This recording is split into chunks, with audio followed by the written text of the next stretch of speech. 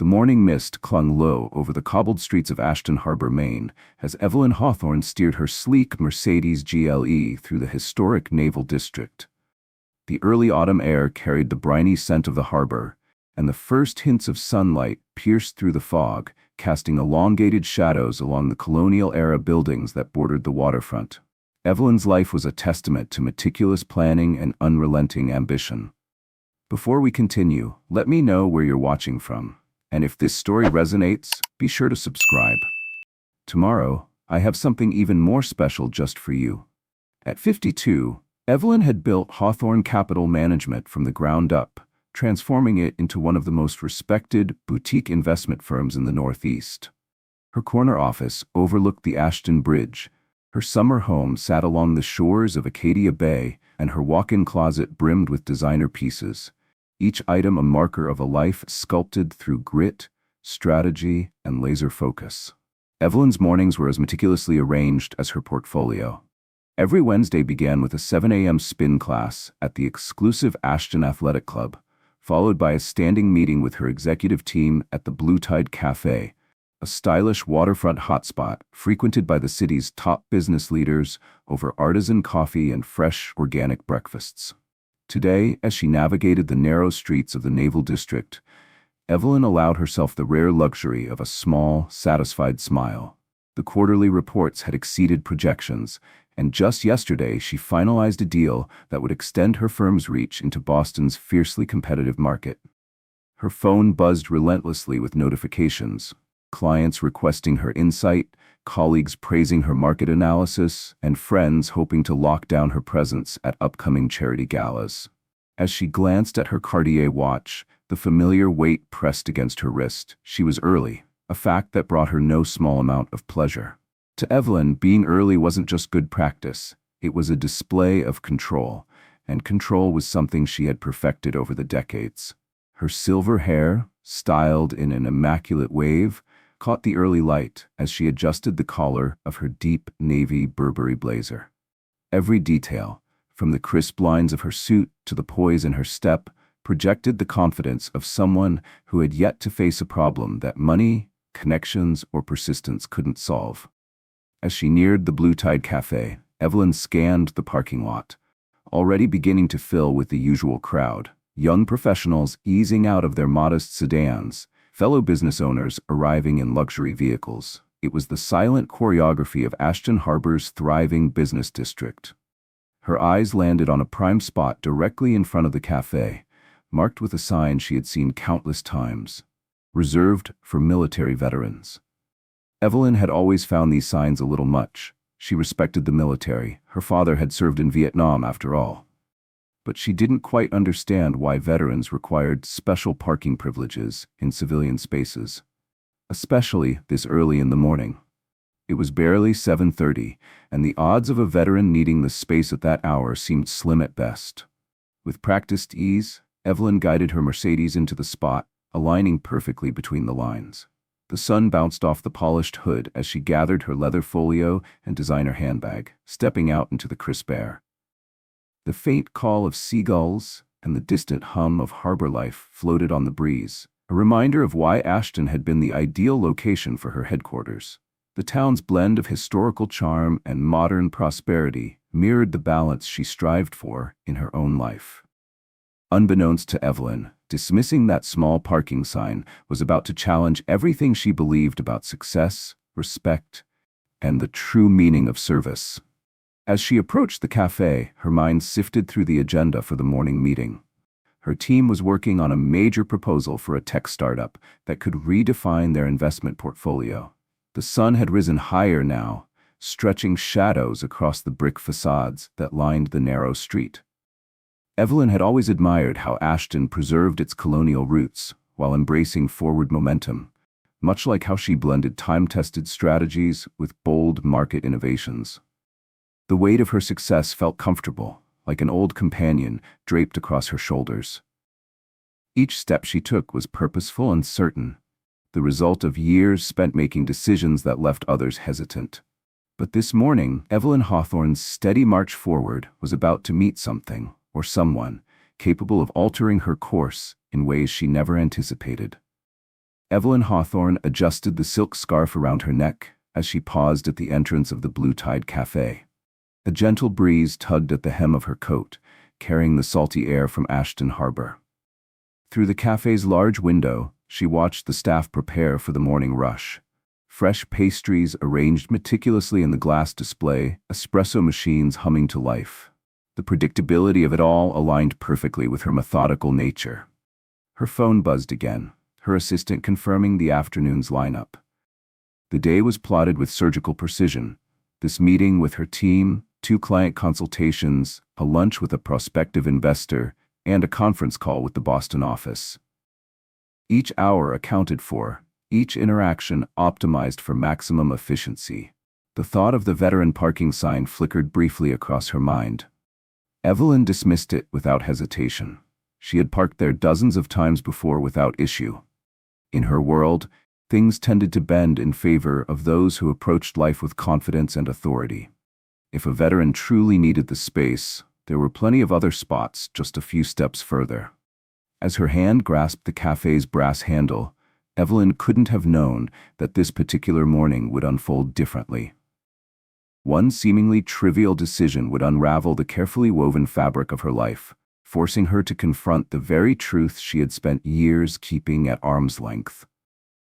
Inside, Evelyn settled into her usual corner table by the window, arranging her leather portfolio and tablet with the same precision she applied to her work. Morning light streamed in, warming the polished wood tables and maritime-inspired decor. She ordered an oat milk latte with an extra shot of espresso, the same drink she'd been having for years. The cafe hummed with low, purposeful energy. Ashton's business elite murmured over market trends. Young professionals dissected investment strategies, and established executives exchanged handshakes across the room. This was Evelyn's domain, a world where success was measured by margins and market influence. As she skimmed her emails, something outside caught her attention. A man stood by her Mercedes, studying it intently. Tall and broad-shouldered, he wore a black jacket and jeans. There was a quiet confidence in his stance, one that suggested experience rather than casual curiosity. At first, Evelyn tried to refocus, scrolling through her notes on the upcoming proposal. But the man hadn't moved. He remained still, eyes shifting deliberately between her car and the reserved for military veterans sign. His unwavering presence unsettled her. Annoyance crept in. Evelyn had pressing matters to address, and this was a distraction she neither wanted nor needed. She watched as he reached into his pocket, pulled out his phone and began taking photos of her car, the sign, and the empty lot. A flicker of indignation flared in her chest. Who does he think he is, documenting her parking choice as if it were some kind of violation? Her meeting was starting in 15 minutes. She could ignore him, keep to her schedule, and carry on. That was the rational course. But something about the man's calm, deliberate nature tugged at her, chipping away at her composure. Evelyn rose from her chair, smoothing the front of her blazer. She had handled countless difficult negotiations in boardrooms across the country. This would be no different. The sharp click of her heels punctuated each step as she strode purposefully toward the door, each movement radiating the confidence she had spent decades cultivating. As she stepped outside, the man lifted his gaze to meet hers. His expression remained neutral, unreadable, but there was an intensity in his eyes, quiet, observing, unwavering. "Is there a problem?" Evelyn asked, her tone the same one she reserved for board meetings that required assertiveness. She gestured toward her Mercedes. "That's my car you're photographing." The man lowered his phone slowly, his movements measured, as if every action was made with intention. The man's movements were deliberate, each action carrying a quiet efficiency that suggested years of discipline. His voice, though calm, held firm authority. "Yes, ma'am. There is a problem," he replied evenly.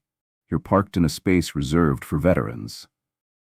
Evelyn Hawthorne felt the familiar flicker of defensive irritation. Her hand gestured casually toward the lot. "I'm well aware of the sign," she said, tone clipped. "I'll only be here for an hour, maybe less. There are plenty of other spaces." "That's not the point," the man responded without a hint of shift in his demeanor. "These spaces are set aside out of respect for those who've served. It's not about convenience." His words, while polite, carried a weight Evelyn hadn't expected. It unsettled her, the quiet conviction in his voice. She was accustomed to people stepping aside when she asserted herself, but this man didn't flinch. "Look," Evelyn began, softening her tone just enough to try to steer the conversation. "I understand your concern, but I have an important meeting starting shortly. If a veteran needs the spot, they can park just a few spaces over." She gestured toward the empty rows behind her.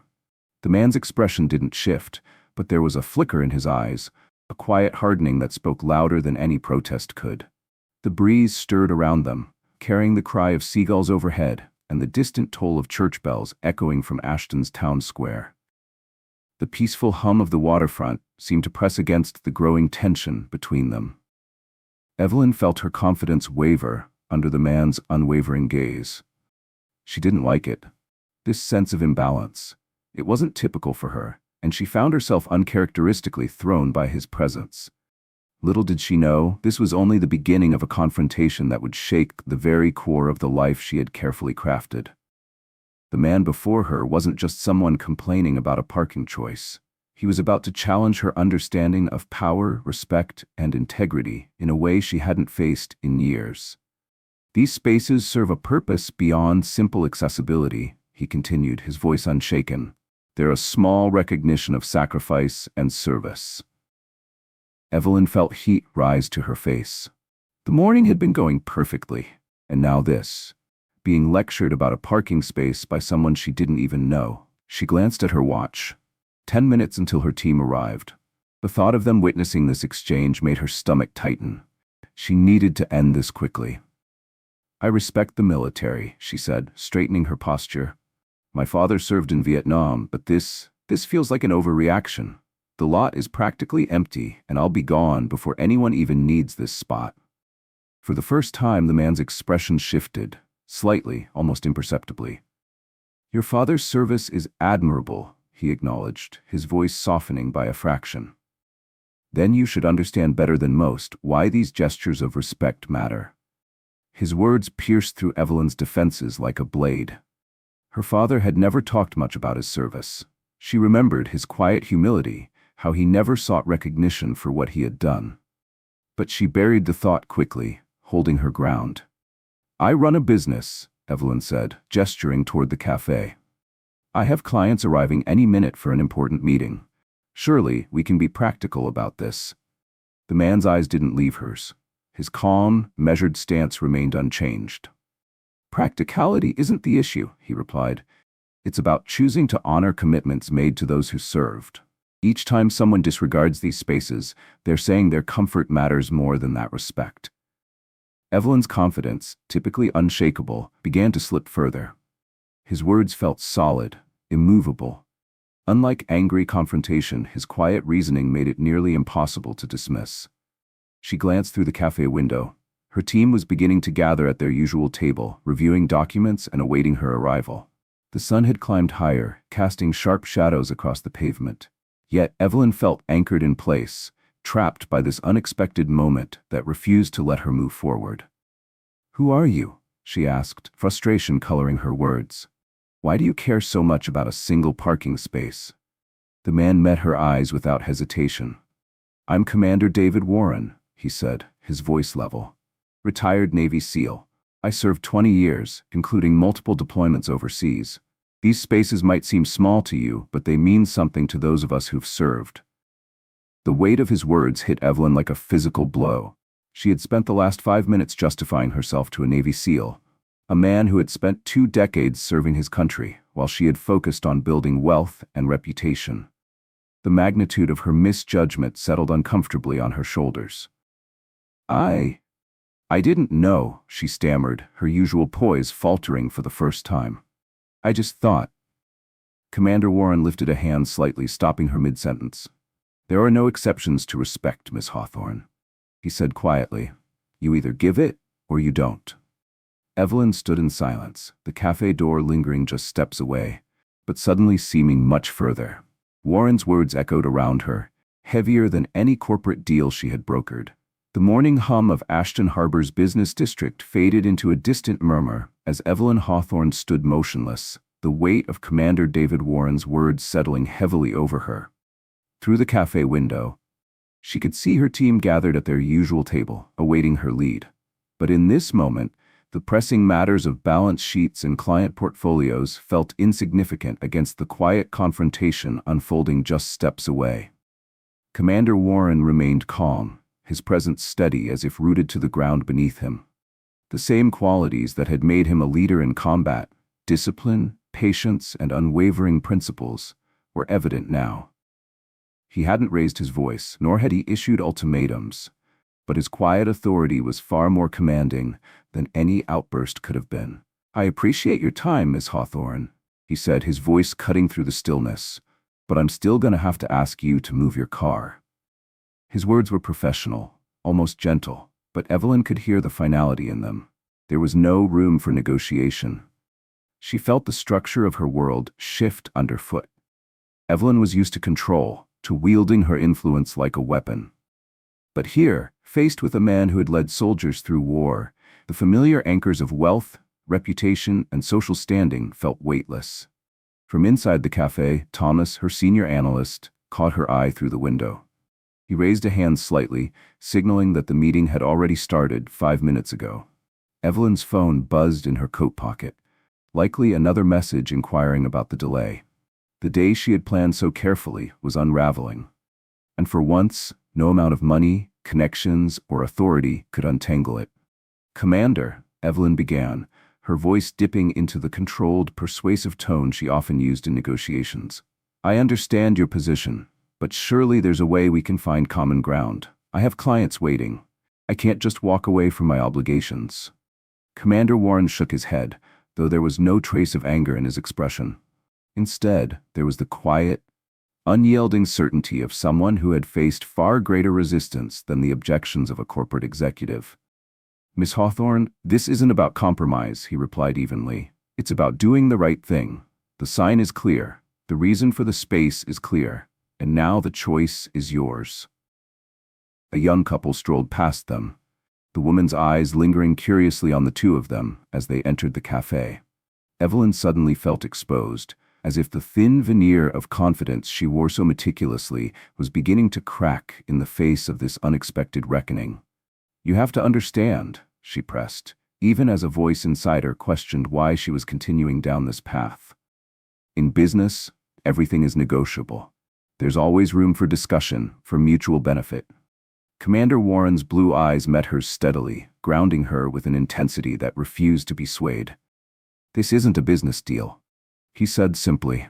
"Some things in life aren't negotiable. Respect for service and sacrifice is one of them."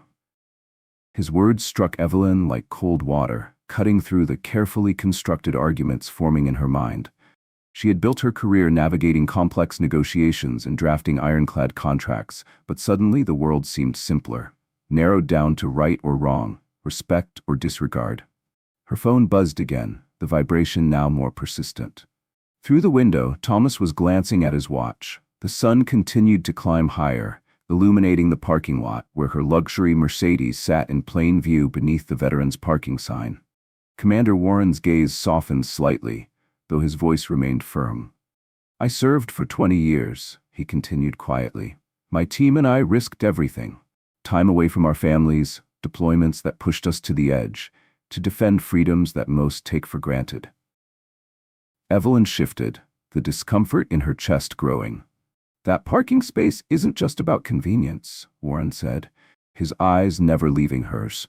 "It's a small reminder of the cost of those freedoms, a reminder that people gave more than you can imagine so that you could stand here today, running your business, building your success in peace." For the first time in years, Evelyn felt something give way inside her, something small but foundational. Warren's words weren't just about a parking spot anymore. They were about the sacrifices she had conveniently forgotten. She thought of her father again, the quiet pride he had carried after returning from Vietnam. He never sought praise or attention for his service, never boasted or asked for acknowledgement. And yet Evelyn could now recall moments when he would stand a little taller during Veterans Day parades, his eyes distant but proud. The breeze from the harbor brushed past her, carrying with it the faint toll of the nearby church bell. Evelyn Hawthorne, who had built her career on being unshakable, now found herself standing at a crossroads she hadn't anticipated. Commander Warren's next words, though soft, pressed down on her like a weight. "I've lost brothers in combat," he said, his voice dipping into something more personal. "Men and women who gave everything. The people I served with, they didn't make sacrifices for recognition or privilege, but they deserve small reminders that their service mattered." Evelyn glanced instinctively at her watch, but the motion felt hollow. For the first time, time didn't feel like something to manage and conquer.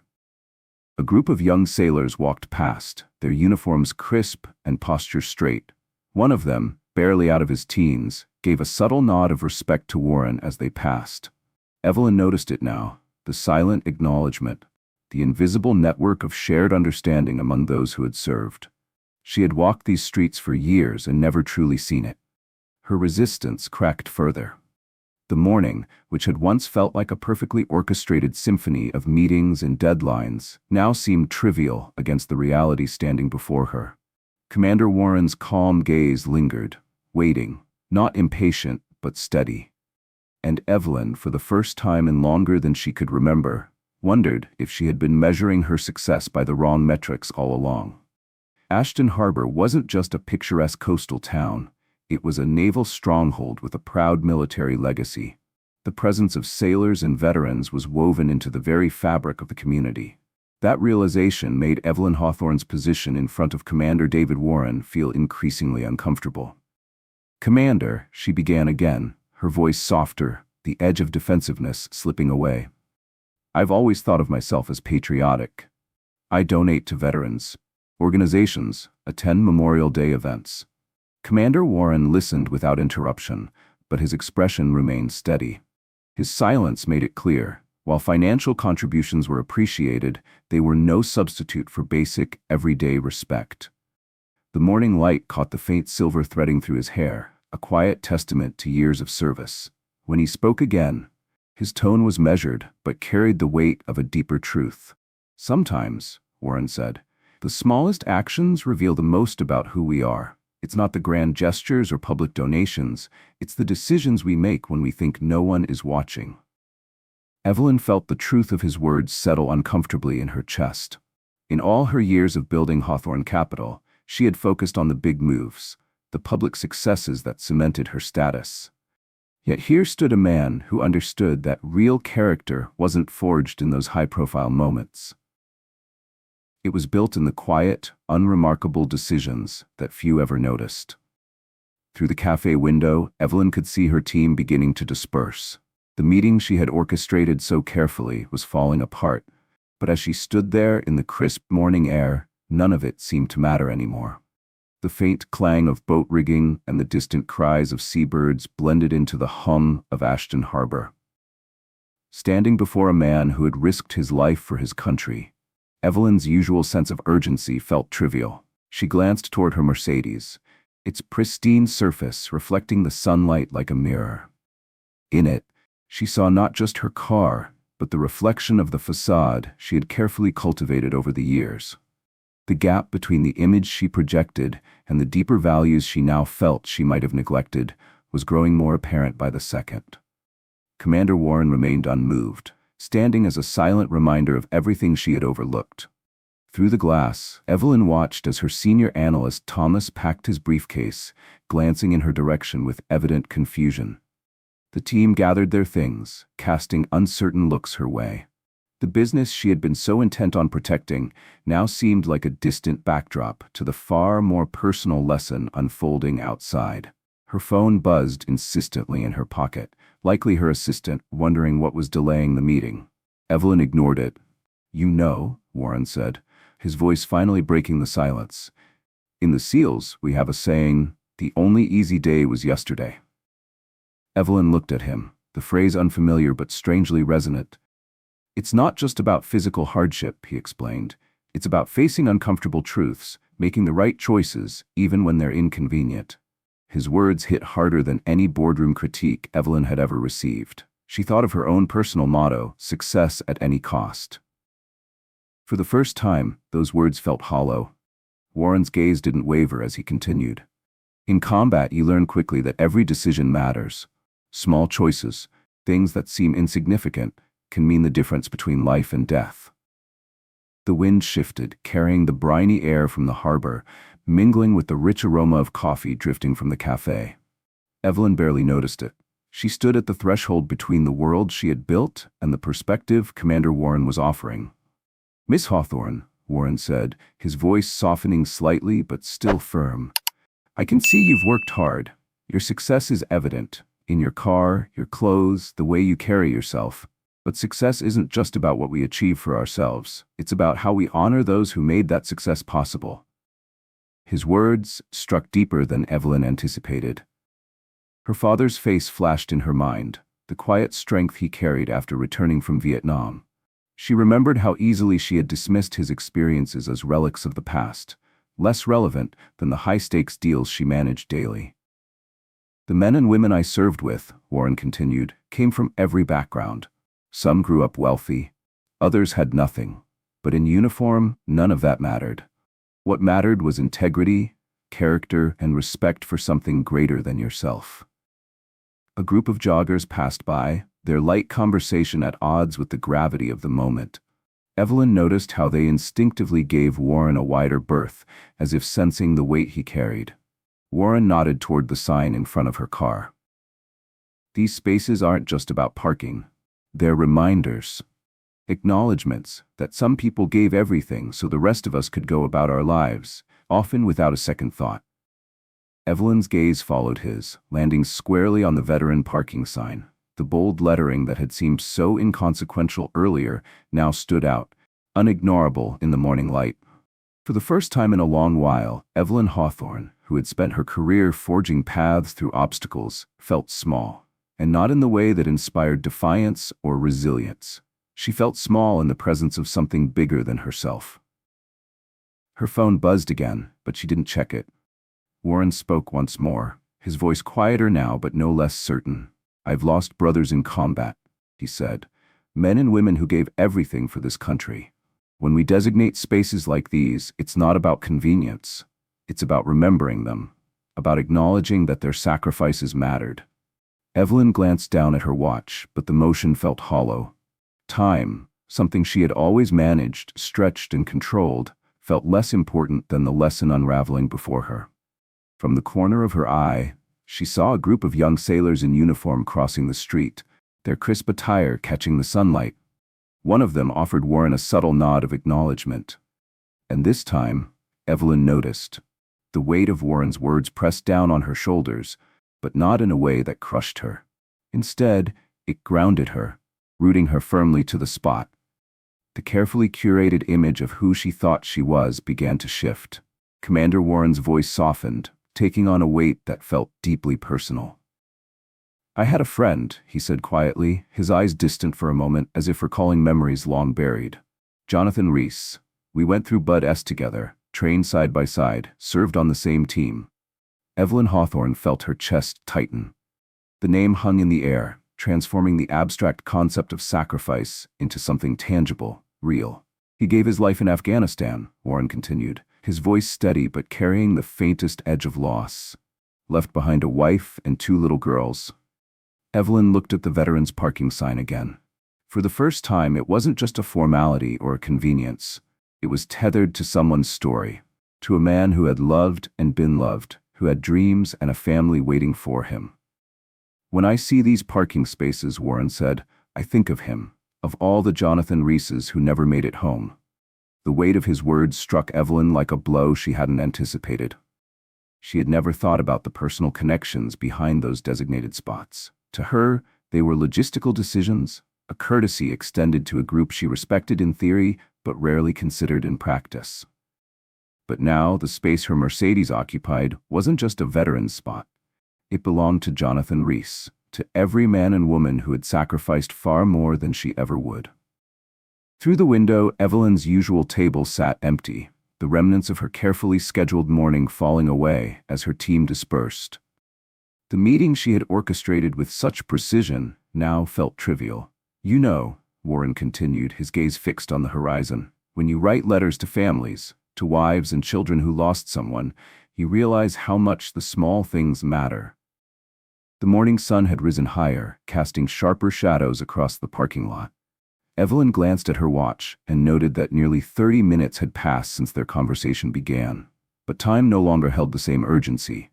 "Commander," she began, her voice faltering slightly, "I never meant to." She trailed off, suddenly aware of how hollow any apology would sound. Warren nodded slightly, acknowledging the words she couldn't find. "Intent isn't always the point, Miss Hawthorne," he said. "Sometimes it's about recognizing when to reevaluate our choices."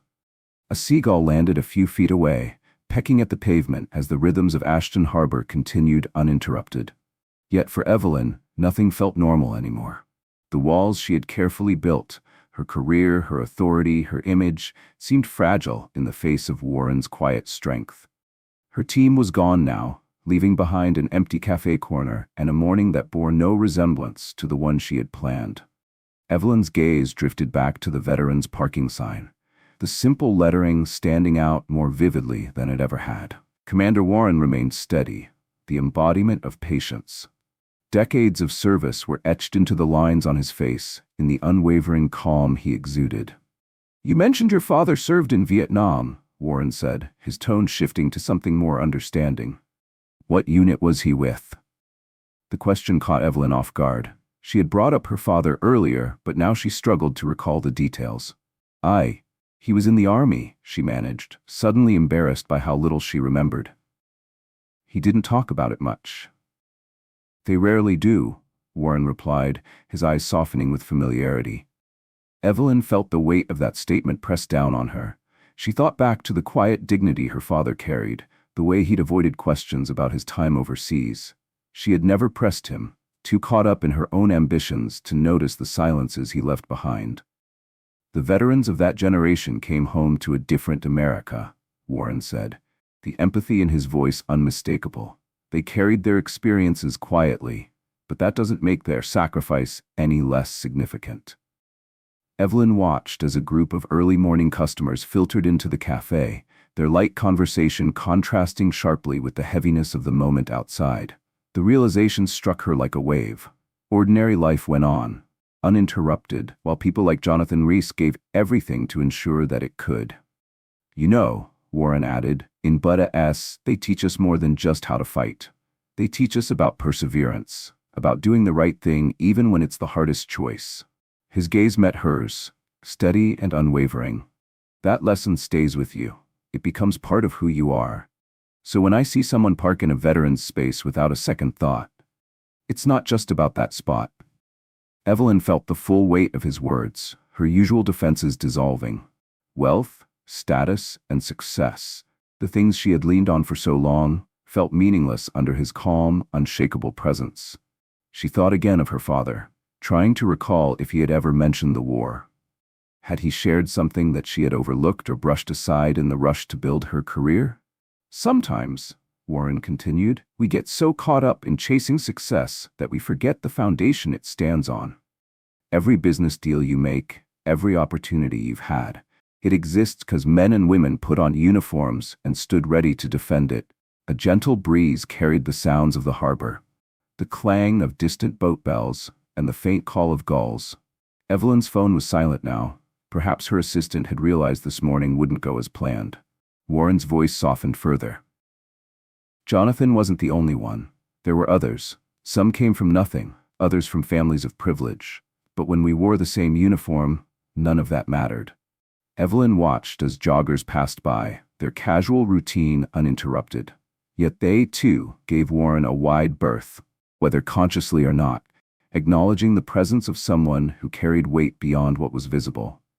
"It's not about the parking space," Warren said, gesturing toward the sign.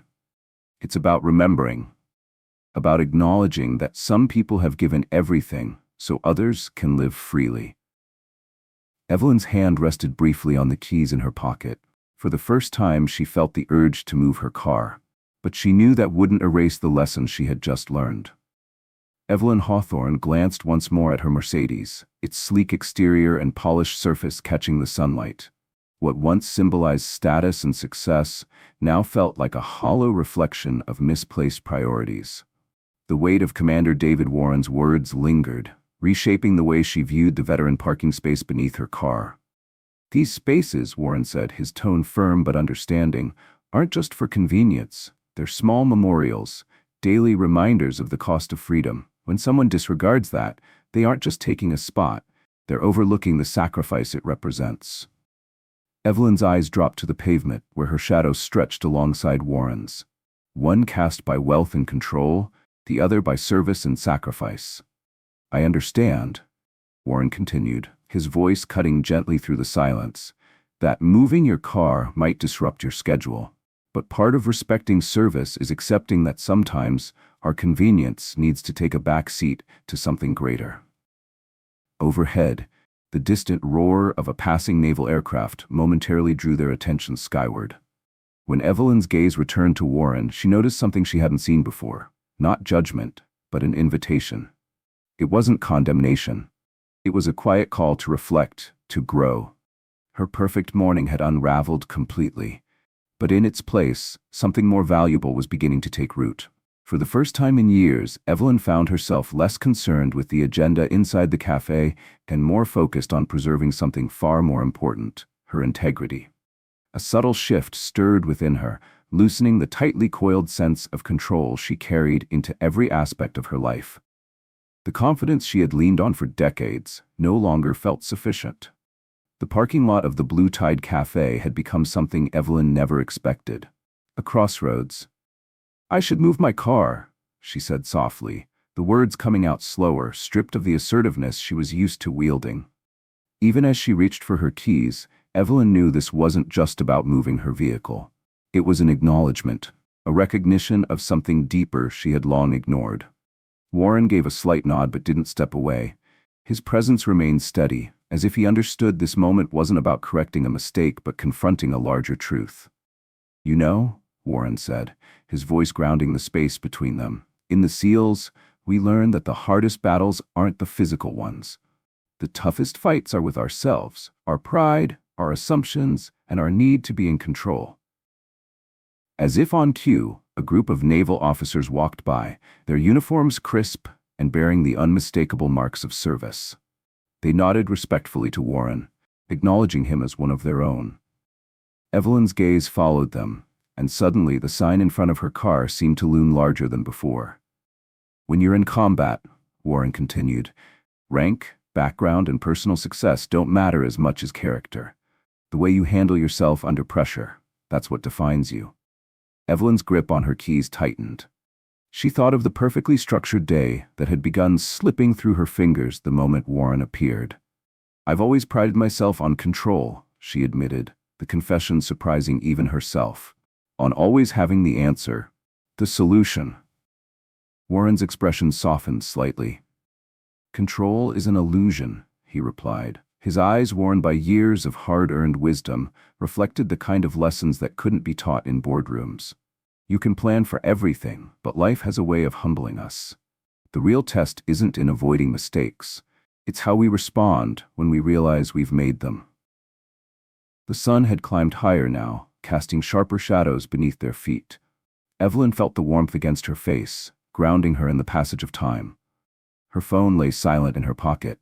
The demands of her usual world felt distant, replaced by the quiet reckoning in front of her. I run leadership exercises now and then, Warren said, breaking the silence. Training new recruits. You know what I've noticed? Evelyn looked at him, silently urging him to continue. The ones who struggle the most aren't the ones who lack skill, he explained. It's the ones who can't admit when they're wrong. The ones who can't put aside their ego for something bigger than themselves. The observation pierced Evelyn's usual armor. How many times had she driven forward with her agenda, ignoring perspectives that didn't align with her goals? How often had she relied on her authority to silence dissenting voices? Her eyes flickered back to the parking space. I didn't think much of it, she began, carefully choosing her words. It was just convenient. I was in a hurry and She stopped, hearing the hollow nature of her own justification. Warren nodded as if he already understood. It often starts that way, he said, his voice patient. But character isn't built or broken by grand gestures. It's shaped in the small decisions we make when no one else is looking. A seagull cried overhead, circling briefly before gliding out toward the harbor. The simplicity of the moment contrasted sharply with the shift happening inside her. Evelyn's eyes caught the subtle reflection of her Mercedes in the cafe window. The luxury and polished exterior that once embodied her success now felt inconsequential. "I think I need to move my car," she repeated, but this time the act felt more like a personal turning point than an obligation. Warren stepped back slightly, giving her space but remaining nearby, silently witnessing the moment unfold. As Evelyn walked toward her car, each step felt heavier, not from guilt but from the realization of how much she had overlooked. The parking lot, quiet and ordinary, had become a place of unexpected reflection. And as Evelyn unlocked her car and slid behind the wheel, she knew that driving a few yards further wouldn't erase the lesson learned. Some moments stay with you long after they pass. Evelyn Hawthorne stood by her car, Warren's words echoing in the space between them. The seagull at her feet pecked absently at the pavement, a reminder of how ordinary this morning had once felt. But now nothing about it seemed ordinary. The carefully constructed walls Evelyn had spent years building, the confidence, the wealth, the relentless pursuit of success were beginning to crack, and Warren's steady presence seemed to shine light into every fracture.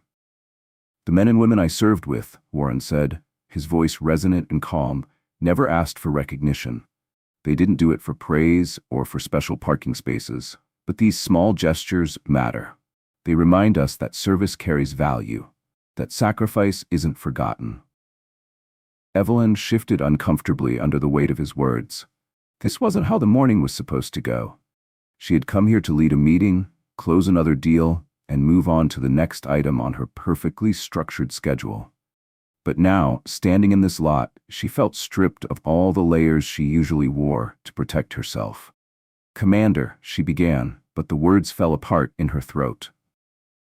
There was no simple apology, no polite explanation that could bridge the gap between her actions and the truth of what they had revealed. Her eyes drifted back to her Mercedes, gleaming in the sunlight. It looked different now, less like a symbol of success and more like a monument to priorities that suddenly felt misplaced. The cost of this morning wasn't in the inconvenience of moving her car. It was in the realization of how far she had wandered from the values her father once quietly lived by. With each step toward her vehicle, Evelyn felt the weight of that awareness pressing down. The sun stretched long shadows across the lot, and the bustling energy of Ashton Harbor's business district continued in the background, though it felt distant and muted. Behind her, Commander Warren remained steady, offering no further words. He wasn't pressing her, and yet his presence alone was enough to propel Evelyn forward. Her hand trembled slightly as she reached for the door handle. The leather seats, once a symbol of power and comfort, now felt like a reminder of her own blind spots. The engine hummed to life, the sound familiar and smooth.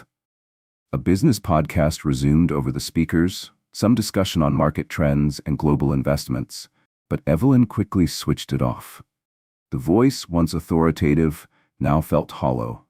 Warren approached her window, his footsteps slow and deliberate. "You know," he said, leaning slightly toward the car, "sometimes the hardest part isn't admitting we were wrong. It's accepting that how we see the world might need to change." Evelyn's fingers tightened around the steering wheel. "I've spent years convincing myself that success meant power, meant being able to do what I wanted, when I wanted," she admitted quietly. The words felt foreign, almost like someone else was speaking them. "But that's not what real success is it?" Warren gave a small nod, his expression thoughtful. "Success means different things to different people. In the teams, we measured it by lives saved, missions completed, and brothers brought home." His gaze drifted for a moment to the distant harbor. "That's the kind of success you can't measure in a portfolio or see in a bank account." As Evelyn slowly backed her car out of the space, she caught sight of her reflection in the rearview mirror. The sharp, confident executive she had seen earlier felt like a stranger now. The suit, the styled hair, they all seemed like costume pieces, relics of a carefully curated persona. Warren walked alongside her car as she navigated through the lot, his presence unwavering. "In combat," Warren said, "you learn fast that wealth, status, and personal ambition don't mean a thing when bullets are flying." What matters is character, integrity, the willingness to put something bigger than yourself first. Evelyn parked several rows back, the few extra steps to the cafe entrance feeling like a quiet but necessary act of humility. As she turned off the engine, she noticed her hands were still shaking slightly. This wasn't embarrassment. It wasn't even guilt. It was something deeper, the realization that her worldview had shifted, perhaps irreversibly. Warren waited as she stepped out of the car, falling into step beside her as they made their way toward the cafe. "I've trained hundreds of SEAL candidates over the years," Warren said as they walked. "You know what breaks most of them? It's not the physical tests. It's when they have to decide if their personal comfort is more important than their commitment to something greater." Evelyn's gaze remained fixed ahead, but the words struck deeply.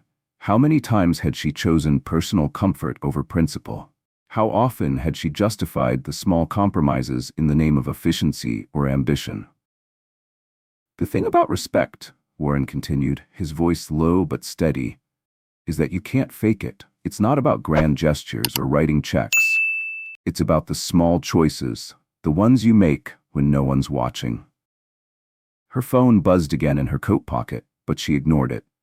As they approached the entrance to the Blue Tide Cafe, Evelyn slowed her pace. She glanced toward the window where her table, now vacant, stood in the soft glow of morning light. The oat milk latte she had ordered earlier sat untouched, growing colder by the minute, but for the first time in as long as she could remember, she didn't care. Evelyn stepped aside and let Warren enter first, following him into the warmth of the cafe. The carefully planned day she had envisioned was gone. But in its place, something far more valuable was beginning to take shape. Evelyn Hawthorne stood at the entrance to the Blue Tide Cafe, her phone buzzing persistently in her pocket. But this time, she didn't reach for it. The schedule that had dictated her every move just an hour ago felt distant, its iron grip loosened by the unexpected weight of the morning. She paused, turning slightly toward Commander Warren. "I want you to know," she began, her voice quieter now, "that I understand, not just about the parking space, but about what it represents, and about what I've become without realizing it." Warren nodded, his stern expression softening. "Recognition is the first step," he said. "But the real test is what we do with that understanding, how we change, not just our actions, but how we see the world." Through the cafe window, Evelyn noticed her usual corner table was now occupied by strangers. The perfectly structured routine that she had taken comfort in for so long was gone. But rather than frustration, she felt something new, a sense of relief. It felt like a gift, a rare chance to step off the relentless treadmill she had been running for years. "You know what we tell our teams?" Warren asked, gesturing back to the now vacant veteran parking spot. "Every mission, every decision, it all adds up to something bigger than us." That's what those spaces represent, not convenience, but a reminder of the cost of freedom. The wind carried the salty breeze from Ashton Harbor, blending with the aroma of fresh coffee as Evelyn stood still, letting his words settle. The young naval cadets who passed by, their crisp uniforms reflecting the sun, seemed to walk a little taller in her eyes. Evelyn watched them with new appreciation, realizing how differently she now saw their presence in Ashton's streets. "The hardest missions I ever faced," Warren said, his voice dropping to a more personal tone, "weren't the ones filled with obvious danger. They were the ones that tested my character, moments that forced me to choose between what was easy and what was right." The hum of passing traffic and distant conversations filled the air around them, but Evelyn's focus remained on his words. Each one chipped away at the image she had carefully crafted for years. "You know," Warren continued, "when we designate spaces like those, it's not just for the veterans who park in them. It's a reminder to everyone that freedom isn't free. The lives we lead were bought at a price." Evelyn's gaze drifted down the street. Her corner office, her vacation home, the car she once saw as a trophy, they all flashed in her mind. She thought about the sacrifices, the silent stories of men and women who had made those privileges possible. As if reading her thoughts, Warren added, "Privilege has a way of making us forget. It's easy to take it for granted, to think the opportunities we enjoy were always guaranteed. But they weren't. They were secured by people willing to put service above self. A distant church bell chimed, marking the hour. The sound felt heavier now, punctuating the realization that this encounter wasn't about a parking space. It was about the choices Evelyn had made and the ones she had overlooked. When you've held a dying teammate in your arms, Warren said quietly, his eyes distant, or written letters to the families of those who didn't come home, it changes you. You see the world differently. These spaces, they're not just about convenience. They're about remembering, honoring those sacrifices. Inside the cafe, Evelyn chose a table far from her usual spot by the window. She hadn't planned on staying, but something compelled her to linger. To her surprise, Warren accepted her invitation to sit. As they settled into their seats, Evelyn noted the simplicity of his order: plain black coffee, nothing more. In contrast, her untouched oat milk latte sat between them, now lukewarm. The cafe had quieted, the early morning crowd thinning. The stillness made their conversation feel even more significant. Evelyn cradled the latte in her hands, her eyes fixed on the swirling foam. "I keep thinking about my father," she said, more to herself than Warren. "After Vietnam, he didn't talk much about his service. I was so focused on my own ambitions that I never really tried to understand why." Warren nodded, his hands wrapped around his cup. A lot of them carried their experiences in silence. It wasn't just about what happened overseas. It was about coming home to a country that didn't always acknowledge their sacrifice. Through the window, Evelyn could see her Mercedes parked several rows back, far from the veteran space she had occupied earlier. Somehow, the distance felt symbolic, a physical reflection of the shift that had taken place inside her. "You know," Warren said, drawing her attention back, "in the teams, we have a concept called earned leadership. It's not about rank. It's about proving, through your actions, that you deserve to be followed." As Warren spoke, a group of businessmen entered the cafe, their voices loud as they discussed market trends and profit margins. Evelyn watched them with quiet curiosity, wondering how many times she had walked in just like that, blind to the deeper currents of life unfolding around her. Warren's gaze didn't waver. "Leadership isn't about personal glory," he said. "It's about understanding that the mission, the people you serve, come first." Evelyn let his words settle. She thought about the empire she had built, the long hours, the relentless drive for success. But here, in the quiet of the Blue Tide Cafe, she realized how rarely she had considered who that success truly served. "Commander," she began, her voice softer than before, "I think I've spent too long chasing the wrong things." Warren didn't respond immediately. He simply sipped his coffee, his expression thoughtful. "Recognizing that," he said finally, "is more than most people are willing to do. But what you do next, that's what matters." Evelyn glanced toward the window again, watching as the empty veterans' parking space caught the light of the rising sun. For the first time in a long while, she wasn't rushing to the next appointment. She wasn't calculating the next deal. She was simply present. And maybe, just maybe, that was the first step toward something greater.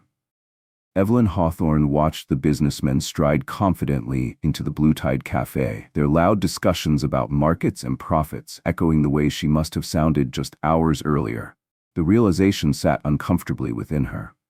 "I've built my entire career on projecting authority," Evelyn admitted, her voice tinged with rare vulnerability. "Making sure everyone knows I'm in charge. But this morning, watching you, I can see there's another kind of authority, isn't there?" Commander Warren set his coffee down carefully, his movements deliberate and calm. "In combat," Warren began, "you learn fast that real authority doesn't come from intimidation or displays of power. It comes from integrity, from putting the mission and your team before your own interests." The morning sun shifted through the cafe windows, casting new patterns of light across the polished floor. Evelyn watched them, sensing how her own perspective was shifting just as subtly but profoundly. "We used to say," Warren continued, "the more you sweat in training, the less you bleed in combat." But it wasn't just about physical preparation. It was about character, building the kind of strength that doesn't need to announce itself. Evelyn thought about her carefully orchestrated routines, the power suits, the way she commanded every room she entered. How much of that was real strength, and how much was just armor? "When you lead missions," Warren said, his tone softening, "your team's trust isn't automatic. It's not given because of your rank. It's earned through your actions, through showing you understand there's something bigger than yourself. A young sailor passed by their table, pausing for a moment to nod respectfully at Warren. Evelyn noticed how Warren's acknowledgement carried no superiority, only quiet recognition of shared service. She glanced down at the cooling latte in front of her, the drink she hadn't touched since sitting down. "I've spent years building my reputation," Evelyn said, stirring the foam absent-mindedly. "I wanted people to know my name, my success, my achievements, but sitting here now, it feels hollow somehow." Warren studied her for a moment before responding. "Success isn't a bad thing," he said. "The question is, how do you define it, and what are you willing to sacrifice to achieve it?" The sounds of the cafe faded into the background as Evelyn let his words sink in. The morning schedule, so meticulously crafted, now felt like a distant memory. "You mentioned your friend Jonathan," Evelyn said quietly. "The one who didn't come home. Do you think about him often?" Warren's eyes grew distant, his gaze fixed somewhere beyond the cafe walls. "Every day," he replied softly. "Not just him, all of them. Their memories, those sacrifices, stay with you. They shape who you are." A seagull landed on the windowsill outside, pecking at the glass. Evelyn watched it, struck by the simplicity of the moment. Ashton Harbor had always seemed like just another coastal town to her, an extension of her business empire. But today, it felt like she was seeing it for the first time. "The hardest part of leadership," Warren continued, "isn't making tactical decisions. It's living with the weight of responsibility for others, knowing that your choices affect more than just yourself." Evelyn's gaze dropped to the table, reflecting on how different her decisions might have been if she had carried that same awareness. How might she have treated her employees, clients, and even competitors differently if she had thought beyond personal gain? "Commander," Evelyn began, her voice hesitant, "I think I'm starting to understand that I've been measuring success by the wrong standards. Maybe all the things I thought mattered don't mean as much as I believed." Warren met her eyes steadily, the quiet authority in his expression unwavering. "Recognizing that is valuable," Warren said, nodding thoughtfully. "But the real question is, what will you do with that understanding?" Evelyn sat in silence, Warren's question hanging in the air like a challenge. The bustling cafe around them continued on, but Evelyn felt separate from it, like she was standing at the edge of something new. Warren finally broke the silence. "In special operations," he said, "we have something called an after-action review. After every mission, whether it's a success or failure, we sit down and analyze what happened, what we learned, and how we'll adapt moving forward." The morning light reflected off the silver at Warren's temples, each strand seeming to carry the weight of years spent in service. "When I first started," Warren continued, "I thought those reviews were just about tactics. But over time, I realized they were about something deeper, having the humility to admit mistakes and the courage to adjust course." Evelyn glanced toward the window again. Her Mercedes sat a few rows back from where it had been earlier, the simple act of moving it now symbolic of something larger. A family walked past their table, the children's laughter punctuating the air in stark contrast to the heaviness of the conversation. Evelyn watched them for a moment, feeling the quiet undercurrent of gratitude for the simple freedoms she had always taken for granted. "I keep thinking about my father," Evelyn said, her voice softer now. "I didn't understand him when I was younger. I never realized how much he carried in silence." Warren nodded knowingly. That generation carried their service quietly, but silence doesn't diminish the weight of sacrifice. Evelyn felt the shift within her settle into something firm, like a foundation she hadn't known she needed. Warren's words had challenged her, but not in the way she was used to. There were no demands, no ultimatums, just the quiet weight of truth. She realized now that this wasn't about a single morning, or even just a parking space. It was about the life she had been building, and whether she was ready to build it on different terms. Evelyn Hawthorne's gaze lingered on the family outside the cafe window. The children's laughter seemed distant, yet profoundly grounding. She watched them with a newfound awareness, reflecting on how their simple pleasures, the freedom to laugh without fear, were safeguarded by people like Commander Warren. "In my business," Evelyn said slowly, breaking the silence. We call them performance reviews, but they're different, aren't they? She looked down at her untouched latte. We focus on numbers, market share, achievements. We rarely stop to think about the deeper implications of our choices. Warren nodded, his expression thoughtful. In combat, you learn quickly that numbers don't tell the whole story. Success isn't just about hitting objectives, it's about how you achieve them, about the impact your actions have on others. The cafe had quieted as the morning rush subsided. A pocket of stillness seemed to form around their table, allowing Warren's words to settle deeply into Evelyn's thoughts. Through the window, she watched as business professionals hurried by, their faces etched with the same urgency she had once worn daily. She recognized the drive, the ambition, but now it looked narrow. When I think about this morning, Evelyn continued, her voice carrying a thread of humility, about how I dismissed that parking sign, I realize it's part of something bigger. I've been living in a bubble, measuring success only by how it benefits me. Recognition is the first step, Warren replied, his calm voice steady. But real change takes more than awareness. It's action, consistent choices that align with what you now know. The cafe door opened and a small group of naval officers entered, their uniforms crisp and movements measured. Evelyn's eyes followed them as they quietly ordered their coffee, their bearing a subtle reminder of the discipline ingrained in their lives. In the teams, Warren continued, nodding toward the officers, we say, yesterday's solutions won't solve tomorrow's problems. Growth means evolving, challenging our assumptions, and being willing to see the world differently. Evelyn thought of her own repeated patterns, the aggressive business tactics, the dismissal of others' concerns, the relentless push for personal gain. How often had she justified questionable decisions in the name of efficiency or strategy? The hardest missions I ever faced, Warren said, his gaze distant with memory, weren't the ones with clear dangers. They were the ones that forced me to confront my own limitations, my fears, my biases, the battles that made me question if I was willing to change. Evelyn felt the weight of his words pressing gently against her conscience. The sunlight shifted, casting faint shadows across the floor. Evelyn couldn't shake the feeling that shadows in her own understanding were shifting too, revealing things she had long chosen to ignore. When you lead men into combat, Warren continued, you learn that real leadership isn't about issuing orders. It's about serving a purpose larger than yourself, earning trust through the choices you make when no one else is watching. A soft breeze rattled the cafe's windows, carrying the familiar salt air from Ashton Harbor. Evelyn thought of the decisions awaiting her back at the office. Commander, she said quietly, her voice more composed than before, how do you hold on to this perspective? How do you keep it alive when the world seems to pull you back into old patterns? For the first time, Warren smiled. It was subtle but genuine, the kind of smile that came from years of experience. It's a daily choice, he said simply. Every morning, we have the chance to reinforce our old habits or choose differently. The key is remembering what really matters.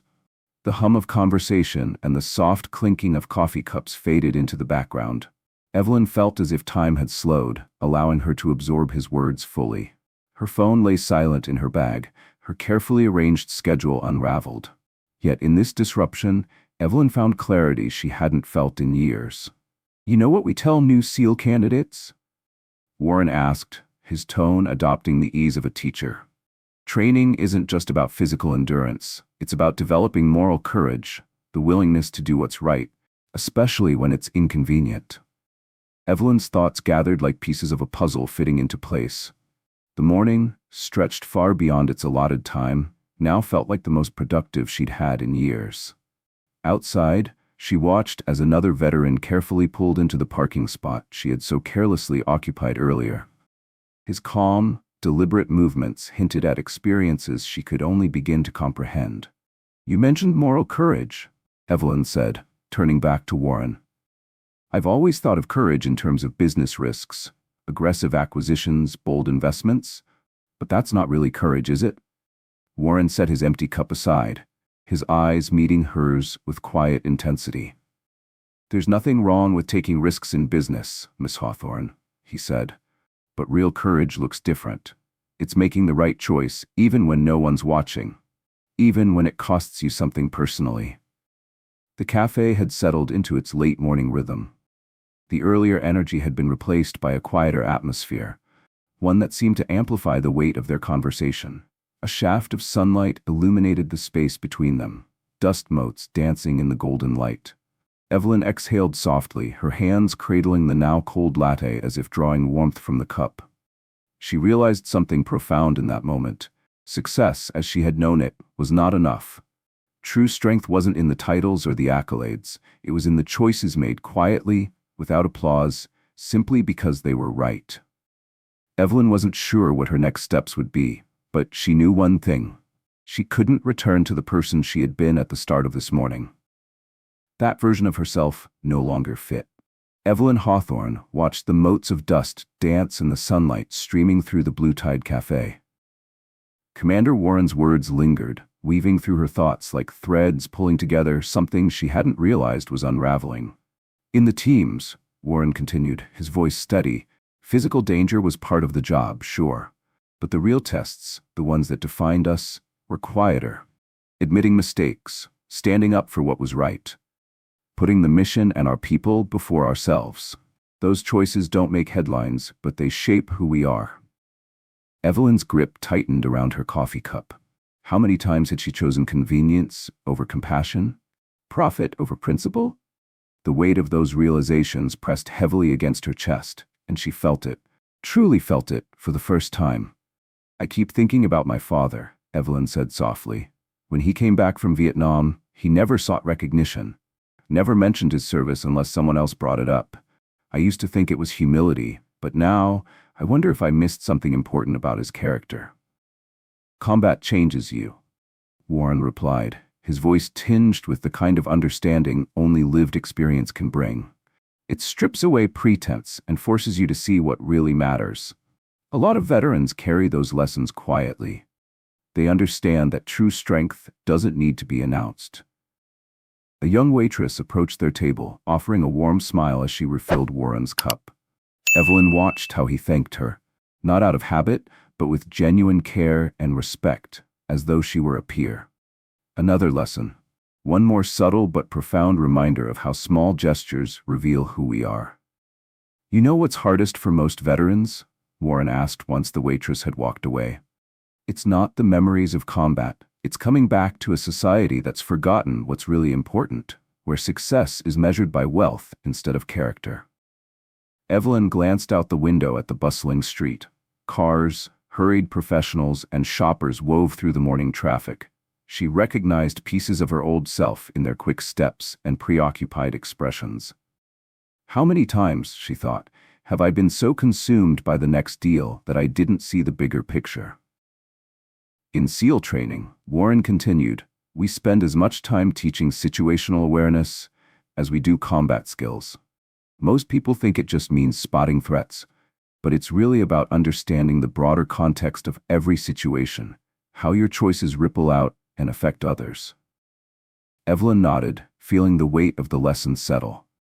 She thought back to the parking lot, to the moment she had dismissed Warren as a minor inconvenience.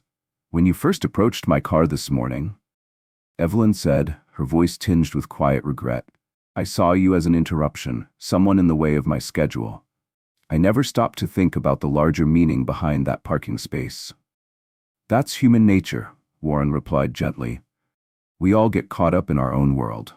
The question is, when we're given the chance to see differently, do we take it? Do we have the courage to change our stance? A group of sailors walked by the window, their crisp uniforms and youthful faces reminding Evelyn that Ashton wasn't just a coastal business town.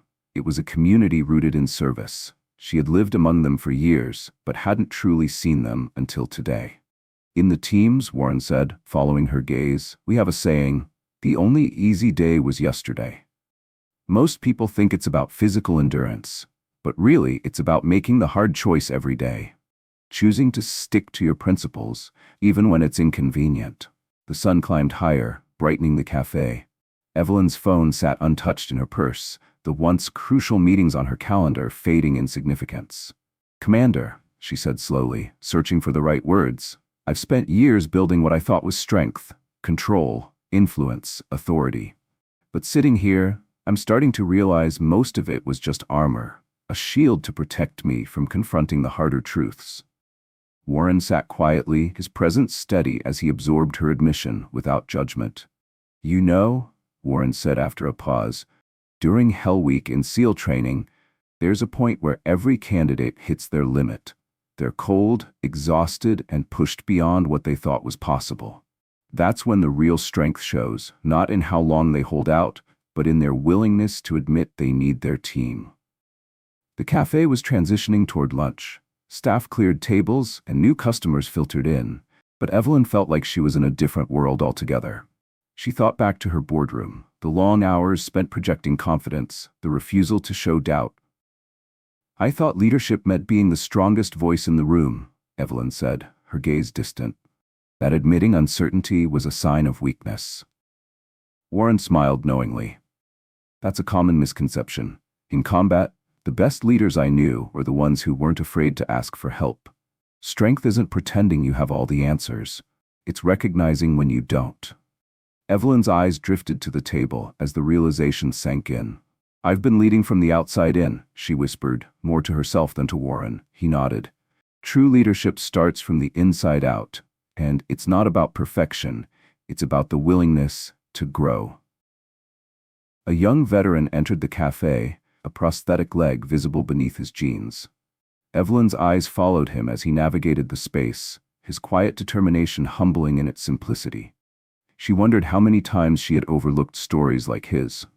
I've been thinking about what you said earlier, Evelyn said softly, about how these spaces are more than just parking spots. They're symbols, reminders of sacrifices I've taken for granted. They are, Warren replied.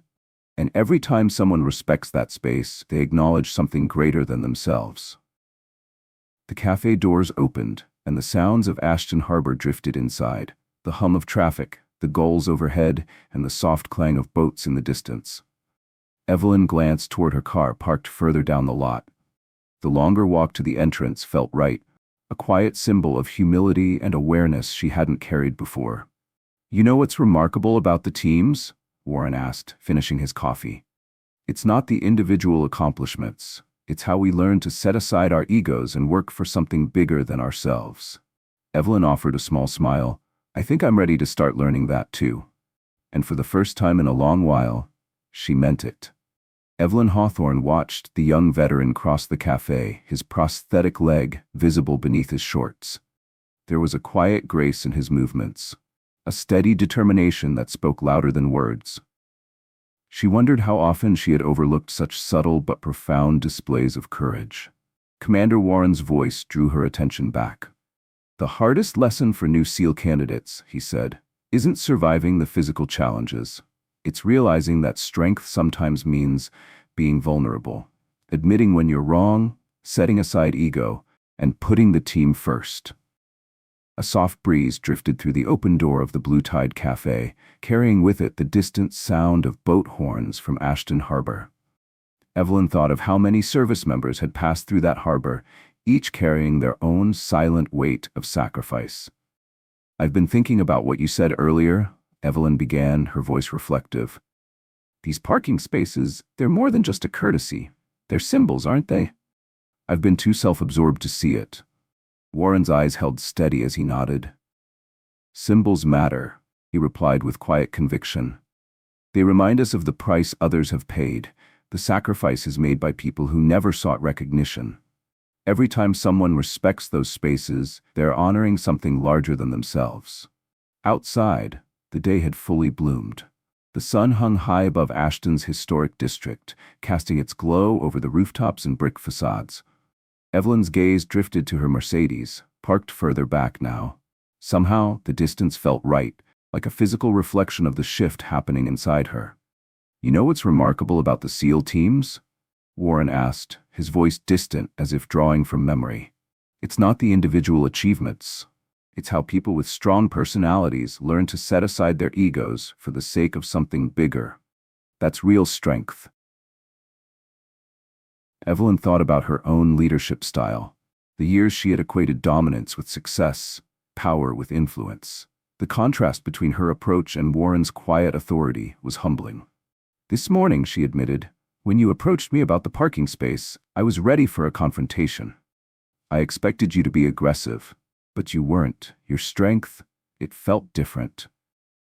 "In the teams," Warren replied, "we learn that the loudest voice isn't always the strongest.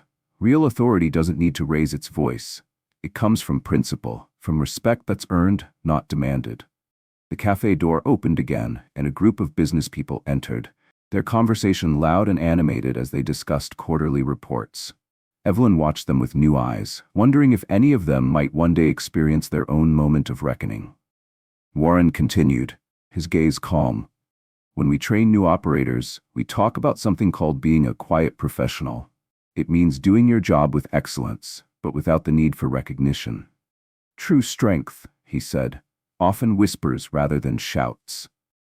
The morning light painted shifting patterns on the cafe's polished floor. Evelyn felt as if her own understanding was shifting in the same way, old certainties dissolving into new insights.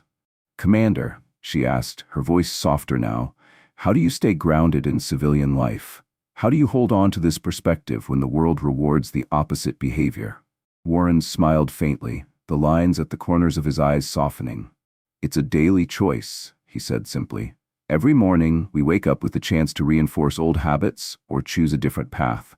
The key is remembering what truly matters." Evelyn leaned back slightly in her chair, letting his words settle. Her phone remained untouched in her purse. She hadn't checked her messages for hours, yet she felt more productive than she had in months. "You know what we tell new SEAL candidates?" Warren asked, adopting a teaching tone. "Training isn't just about physical endurance. It's about building moral courage, doing what's right, especially when it's hard or inconvenient." Evelyn glanced through the window as another veteran carefully parked in the space she had so carelessly taken earlier. His quiet, deliberate movements spoke volumes. "You mentioned moral courage," she said, turning back to Warren. "I've always thought of courage in terms of business risks, bold investments, acquisitions. But that's not the same thing, is it?" Warren set down his empty cup, his gaze steady. "There's nothing wrong with taking calculated risks," he said. "But real courage, the kind that defines character, often looks different. It's about making the right choice, even when no one's watching, even when it costs you something personally." The cafe, now filling with the lunch crowd, carried a new energy. The hum of conversation and clinking plates filled the air, but Evelyn remained anchored in the quiet space between their words. A shaft of sunlight illuminated the table between them, highlighting the empty coffee cups that marked the passage of time. Evelyn exhaled slowly, realizing that success, at least the way she had always defined it, suddenly felt inadequate. True leadership, she understood now, wasn't about authority or control. It was about service, about the choices made quietly and consistently, even when no one was watching. Warren's words had shown her that strength wasn't found in titles or accolades. It lived in the humility to reflect, the courage to admit fault, and the grace to change. Evelyn wasn't sure what would come next, but as she glanced at Warren, she knew this wasn't just a passing encounter. It was the start of something bigger. Evelyn Hawthorne sat in quiet reflection as Commander Warren adjusted his chair. The cafe's bustle hummed around them, but Evelyn felt distanced from it, like she was standing at the edge of something larger than herself. "Every choice we make," Warren said, his eyes meeting hers with quiet intensity, "either strengthens or weakens our character. There's no middle ground. Even small decisions, like where we park, send a message about what we truly value." The sunlight poured in, brightening their table. Evelyn felt as if that light was exposing things she had long kept in shadow: pride, entitlement, and the belief that success was measured only by what she could accumulate. As the conversation began to slow, she felt the weight of something irreversible settling over her. The woman who had confidently walked into the Blue Tide Cafe that morning was not the same person sitting there now. Before Warren spoke again, Evelyn saw it, the veteran's parking space she had once occupied. Now, it held a car belonging to someone who had earned the right to be there. She wondered if the driver had any idea how much that simple sight meant to her now. This wasn't just about a parking spot, Warren said finally, his voice calm but firm. It was about the kind of person you choose to be moving forward. Evelyn glanced at him, seeing not just a man but a living reminder of the principles she had neglected in her pursuit of power. In the teams, Warren continued, after the hardest missions, we take time to reflect, not just on what we did, but on how it changed us. Sometimes the victories no one else can see are the most important ones. She looked around at the lunch crowd, business people rushing in and out, preoccupied with meetings, deadlines, and ambitions. I wonder, she thought, how many of them will face their own reckoning. When I was still on active duty, Warren said, shifting slightly in his chair, we had a saying, the mission isn't over until the lessons are learned. Every experience, every mistake, every hardship, if you're open to it, they're all opportunities to grow. Evelyn thought of the emails and calls she had ignored that morning, the meetings left to her team. None of it felt important anymore. Commander, she said softly, her voice colored with humility, how do you keep this perspective? How do you stay grounded when the world pushes you to forget? Warren's expression softened, but the depth in his gaze didn't fade. It's a choice, Evelyn. Every single day, you can keep feeding old habits or choose a different way. The hardest part is remembering what truly matters when it's easier to forget. The sun outside had risen high enough to shorten the cafe's shadows. Evelyn realized she had been there for nearly 3 hours, yet it felt both fleeting and eternal. Warren continued, his voice measured but profound. The toughest battles aren't fought with weapons. They happen within us, between the person we are and the person we know we should be, between convenience and principle, between self-interest and service. A young sailor passed by their table, nodding respectfully toward Warren. Evelyn noted how Warren's nod in return carried no air of superiority, just mutual respect. Warren's gaze drifted toward the veterans' parking sign outside.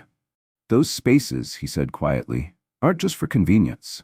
They're reminders of sacrifice, of service, of freedom's cost. Every time someone honors those spaces, they're participating in something bigger than themselves. Evelyn swallowed the lump rising in her throat. The truth settled deep inside her, heavier than anything she could ignore.